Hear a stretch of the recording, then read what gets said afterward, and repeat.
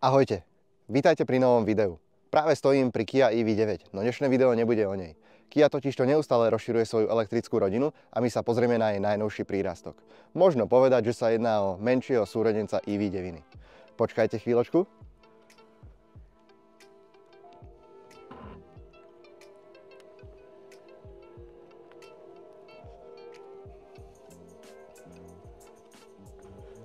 Predstavujem vám úplne novú, plne elektrickú Kia EV3.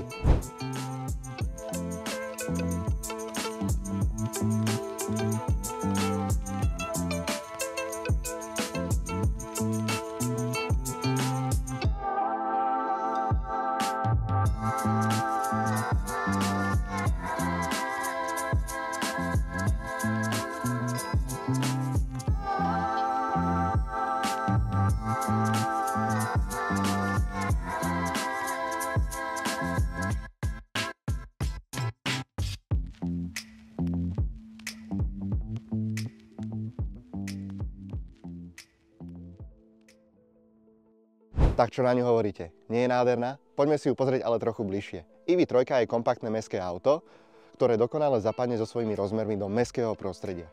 S dĺžkou 4,3 metra, rázvorom dlhým 2,7 metra a šírkou až 1,8 metra ponúka dokonalú kombináciu obratnosti a priestoru.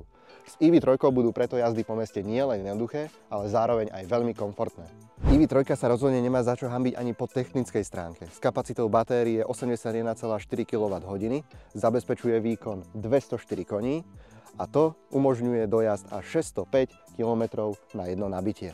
Čo sa týka samotného nabíjania, tak EV3 sa z 10 na 80% nabije za príjemných 31 minút. Pozrime sa teraz aj na tieto nádherné svetlá. Síce oproti väčšej EV9 nemajú Matrixovú funkciu, no sú projektorové a full LED, čo zabezpečuje širší rozptyl a nádhernú svietivosť na cestu. No a ako to vyzerá v praxi, sa už presvedčte sami.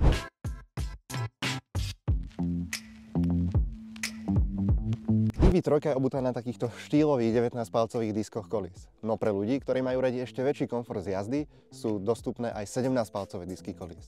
No a už keď sme v tejto časti, tak tu máme aj tento výrez a ten slúži na nabíjanie vozidla. EV3 sa inšpirovala aj pri zadnej časti u väčšej EV9, a to konkrétne pri zadných svetlách, ktoré sú taktiež full LED. EV3 je dostupná v 4 rôznych úrovniach výbav. Light, Air, Earth, ktorú máme aj tu, a samozrejme GT Line. Tá prináša to najlepšie z tohto modelu. Presuňme sa teraz do interiéru vozidla. EV3 je vďaka svojmu dlhému rázvoru mimoriadne priestranné auto.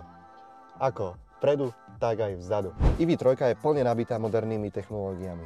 Máme tu tento krásny head-up displej, ktorý nám zobrazuje všetky potrebné informácie.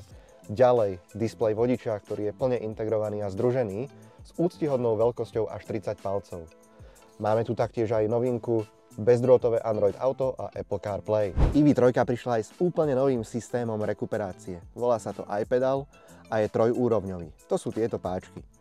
Brzdenie vďaka takejto rekuperácii bude omnoho komfortnejšie bez zbytočného využívania brzdového pedálu. Že vraj by sa na tento stredný panel mal dať položiť aj takýto laptop.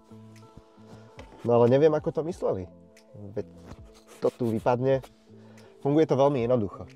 Otvorím si, posuniem si, pohodlne si ho tu položím, pracujem, keď nabíjam, môžem si tu dať aj jedlo.